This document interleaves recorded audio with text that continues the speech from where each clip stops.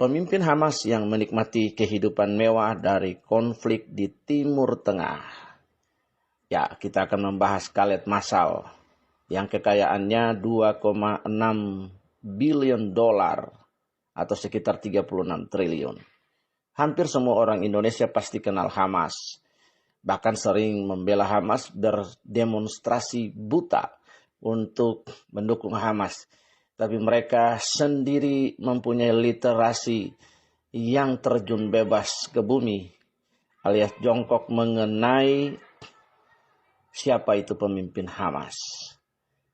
Banyak orang Indonesia mungkin berpikir pemimpin Hamas itu berjuang bersama-sama rakyat Gaza dengan heroik untuk menghadapi agresi militer Israel. Sayangnya pemikiran itu salah besar. Pemimpin Hamas seperti Khaled Masal itu tidak tinggal di Gaza, guys, tapi justru tinggal di Qatar dengan fasilitas rumah mewah dan pengawal.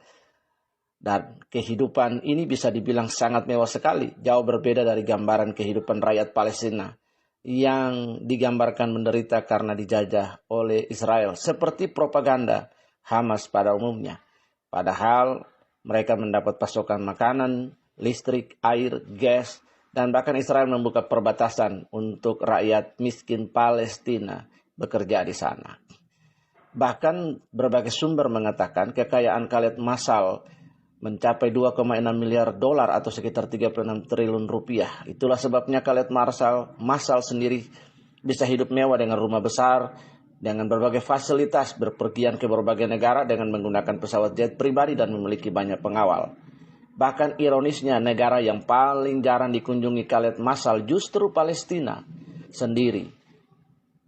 Mengapa demikian? Karena di Palestina, khususnya di jalur Gaza yang dikuasai Hamas, untuk masalah jarangnya pemimpin Hamas mengunjungi Gaza karena beralasan takut dibunuh agen intelijen Mossad. Masih ingat kita dengan peristiwa pengeboman pasar Mahane Yehuda pada tahun 1997? Hal ini ada benarnya, tetapi nantinya dibatalkan Israel. Rencana ini bermula pada tahun 1997. Khaled Masal memang mau dibunuh Mossad sebagai tindakan balas dendam karena Khaled Masal mendalangi peristiwa pengeboman pasar Mahane Yehuda di Israel yang mengakibatkan banyak warga Israel menjadi korban.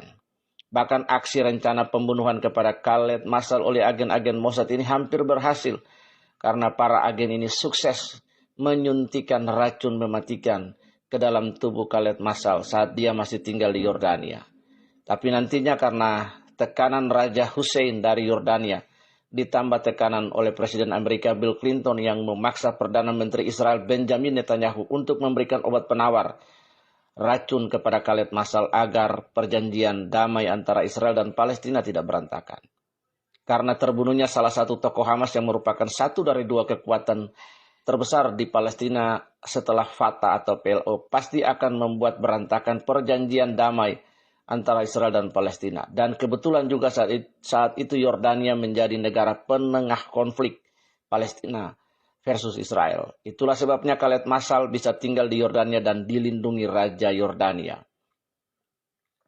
Akhirnya kepala Mossad saat itu, Dani Yatom, terpaksa terbang langsung ke rumah sakit King Hussein Medical Center untuk menyerahkan obat penawar racun bagi Khaled Masal. Dan akhirnya Khaled Masal selamat dari upaya pembunuhan Mossad ini, dan rencana pembunuhan kepada Khaled Masal dihentikan Israel karena bisa merusak hubungan diplomatik dengan Yordania dan Amerika Serikat. Tetapi nantinya walaupun udah ditolong oleh Raja Hussein dari Yordania dan Presiden Amerika Bill Clinton, Khaled Masal justru melanggar perjanjian agar tidak menggalang kekuatan dan melakukan serangan ke Israel dari Yordania. Hal ini membuat murka Raja Hussein dan mengusir Khaled Masal dari Yordania sekalian. Nantinya Khaled Masal berpindah ke Qatar dan menjalin hubungan dengan koalisi bulan sabit Syiah Iran dan Qatar. Karena Hamas dan Khaled Masal udah di blacklist oleh sebagian besar negara-negara Liga Arab yang Sunni seperti Yordania, Mesir sampai Saudi Arabia karena sering bikin ulah. Dari kedekatan Khaled Masal dengan Iran, inilah yang membuat Hamas semakin kuat karena didukung oleh roket, uang, serta jaringan militan yang didanai Iran.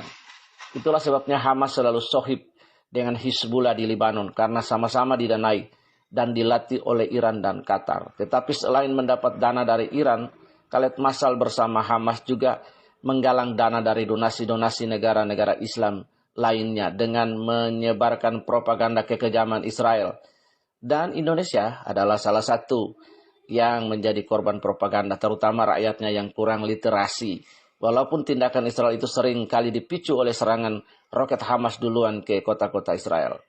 Israel seperti negara lainnya pasti akan membalas semua serangan dari negara lainnya yang menarget penduduknya. Karena kalau tidak dibalas tentunya akan diprotes warganya sendiri, bukan?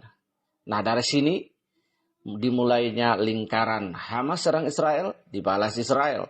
Warga sipil Gaza meninggal, propaganda dibuat. Donasi dari negara-negara lain masuk, beli roket Iran dan sebagian uangnya masuk kantong Hamas dan pemimpin-pemimpinnya. Ulang lagi serang Israel, begitulah lingkaran setan dimulai. Tetapi nantinya lingkaran ini mau diputus oleh Arab Saudi dengan mengultimatum Qatar agar menghentikan dukungan kepada para kelompok ekstremis Sunni seperti Hamas dan Taliban.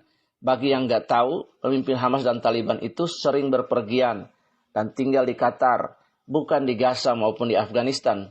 Tetapi hal ini ditolak mentah-mentah oleh Qatar yang membuat ketegangan politik antara Arab Saudi tahun 2017 sampai hari ini. Qatar sendiri sebenarnya negara yang berpihak pada dua kaki, yaitu walaupun anggota Liga Arab, tapi Qatar sendiri dekat dengan Iran karena walaupun mayoritas penduduk Qatar adalah Muslim Sunni, Islam Sunni, tapi para penguasa dan orang-orang kaya, para sheikh adalah kalangan Islam Syiah. Bahkan dari hubungan aneh Sunni dan Syiah di Qatar ini juga mempengaruhi Hamas yang saat Liga Arab yang mayoritas negara-negara Islam Sunni mengumumkan kelompok Syiah Hizbullah di Lebanon sebagai kelompok teroris penentang terbesarnya adalah Hamas yang merupakan kelompok ekstremis Sunni.